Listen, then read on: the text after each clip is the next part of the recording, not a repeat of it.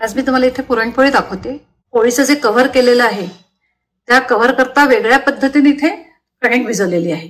पुरण सुद्धा थोड्या वेगळ्या पद्धतीने केलेलं आहे, त्याच्यामुळे पोळ्या अगदी आपल्या मऊसूत होतात। थोड्याशा कणकेत भरपूर पुरण मावतं। तुम्ही कितीही पातळ पोळी लाटा, अगदी छान लाटली जाते, अजिबात फाटत नाही। नुसत्या कणकेच्या पोळ्या आहेत, त्याच्यात मैदा अजिबात वापरलेला नाही। या घेतलेल्या साहित्यात माझ्या मीडियम साईजच्या 17-18 पोळ्या झालेल्या आहेत। नमस्कार, श्रेयाज रेसिपीज मध्ये आपल्या सगळ्यांचं खूप खूप स्वागत आहे। तुम्हाला माझा व्हिडिओ आवडेलच तेव्हा माझ्या व्हिडिओला लाईक करा, शेअर करा। जर तुम्ही अजून सबस्क्राईब केलं नसेल तर प्लीज सबस्क्राईब करा, बेल आयकॉन प्रेस करायला विसरू नका। तर अशी ही चवीला उत्तम करायला सोपी पुरणपोळी कशी करायची ते आता बघूया। पुरणपोळी करता पुरण करतोय। 2 वाट्या हरभऱ्याची डाळ घेतलेली आहे, 300 ग्रॅम डाळ आहे। एकाच मापाने सगळं मोजून घ्यायचं। डाळ स्वच्छ धुवायची। डाळ शिजवतानाच डाळीत तेलने थोडी हळद घालायची। 2 चमचे तेल घालते, थोडीशी हळद घालते, अगदी थोडी घालायची। डाळीमध्ये मी गरम पाणी मिक्स करते, 4 वाट्या पाणी मिक्स करते। आता आपल्याला अर्धा तास ही डाळ भिजवून ठेवायची। डाळ भिजेपर्यंत पुरणपोळीच्या कव्हर करता कणिक भिजवून घेऊया। वरच्या कव्हर करता इथे मी 2 वाट्या गव्हाचं पीठ घेतले, 1 वाटी घेतली। चाळणीतच घेतली, तर आपल्याला चाळून घ्यायचंय। मी तुम्हाला वेगळ्या पद्धतीने पुरणपोळीच्या कव्हर करता कणिक कशी भिजवायची हे दाखवते। या कणकेत तेल मीठ काही घालायचं नाहीये, तर थोडं थोडं पाणी मिक्स करून ही भिजवून घ्यायची। एकदम सैल नाही भिजवायची, आपल्या नेहमीच्या पोळीपेक्षा घट्ट भिजवायची, खूप घट्ट नाही करायचा। बघा इतपत केलेला आहे। तर हा गोळा जो आहे आता आपण जो भिजवलाय तो एका पातेल्यात घेते। आता हा जो गोळा आहे तो आपल्याला पाण्यामध्ये भिजवून ठेवून द्यायचा आहे। ह्याच्यात एक भांडभर पाणी घातलेलं आहे। व्यवस्थित गोळा भिजला गेला पाहिजे एवढं पाणी मिक्स करायचं आहे। आपल्याला हे कमीत कमी 1 तास आणि जास्तीत जास्त 2 तास भिजवून ठेवून द्यायचं आहे। अर्धा तास झालेला आहे, डाळ चांगली भिजली आपली। पाणी वगैरे बदलायचं नाही, दुसरं घालायचं नाही, असंच पातेलं कुकरमध्ये ठेवायचं। डाळीचं पातेलं कुकरमध्ये ठेवून डाळ शिजवून घेते। कुकरच्या 3 शिट्या करून घेते। त्याच्यानंतर 5 ते 7 मिनिटं स्लो गॅसवर कुकर करून घेते आणि मग गॅस बंद करते। कुकर झालेला आहे। डाळ बघा किती छान शिजली आहे।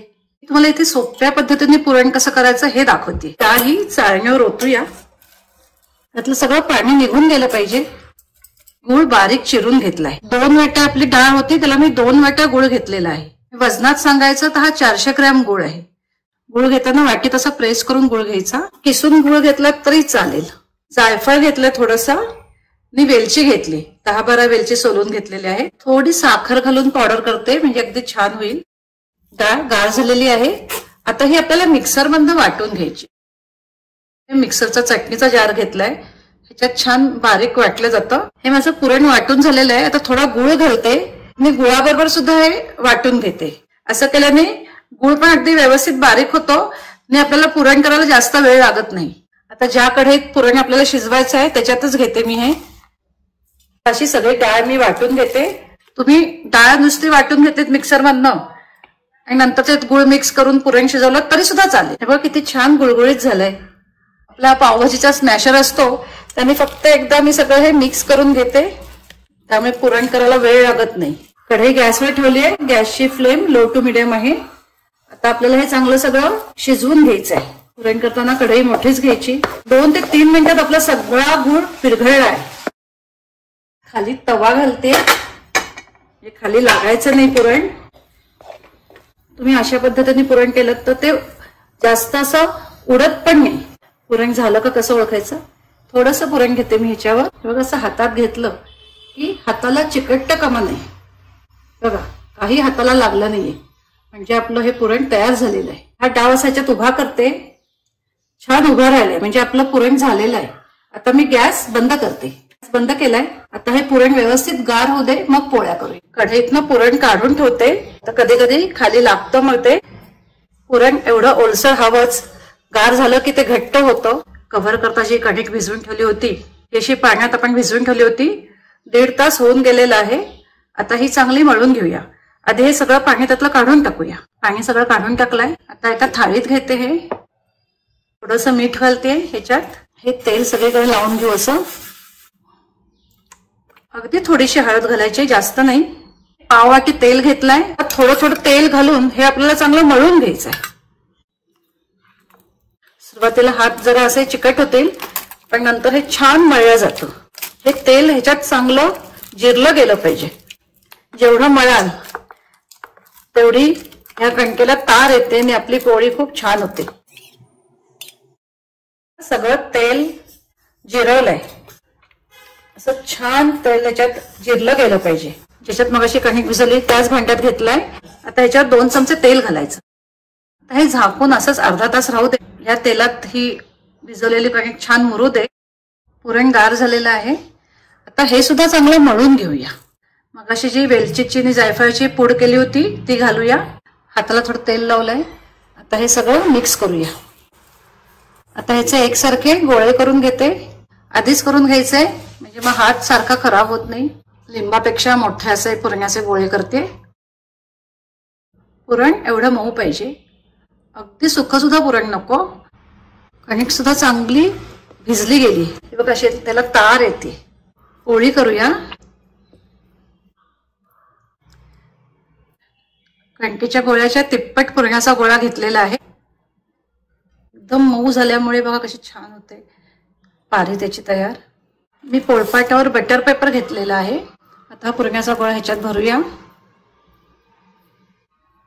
खालनं अशी वाटी करत यायचं कणकेची आणि वरून पुरण असं हात प्रेस करत जायचं.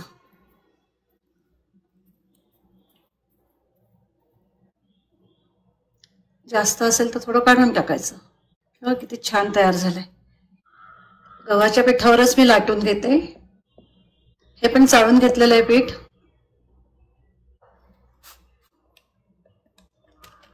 हे बघा असा पेपरच फिरवायचा. सगळीकडून सारखी गेली पाहिजे. हे बघा शेवटपर्यंत अगदी पुरण जात आहे. अशी पातळच लाटून घ्यायची. आता पोळी भाजूया. असा पेपरच उचलायचा. तवा आधीच तापायला ठेवला होता. मीडियम फ्लेम पाहिजे. थोडंसं तूप घालायचं, अगदी थोडं. हे बघा रंग बघा किती सुरेख आलाय. अशी सगळीकडून अशी छान फुगते पोळी. पण ती अशी जरा प्रेस करून घ्यायची, नाहीतर मध्ये फाटते. त्याच्याकरता सगळीकडून अशी फुगवून नाही घ्यायची. हे बघा किती सुंदर झाली आहे पोळी. थोडं तूप घातलंय वरनं.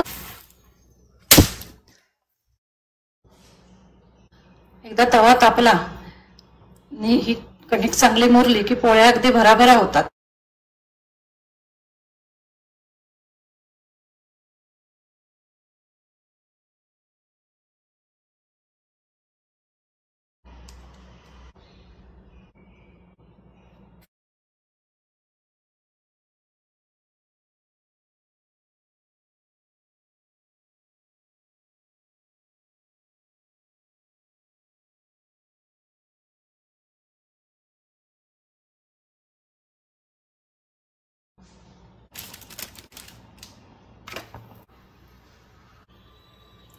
जरा हलवून घ्यायची.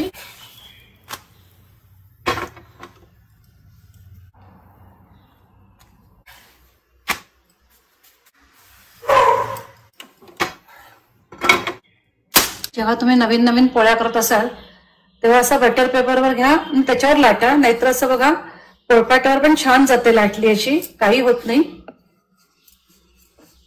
हे बघा किती छान जाते बघा.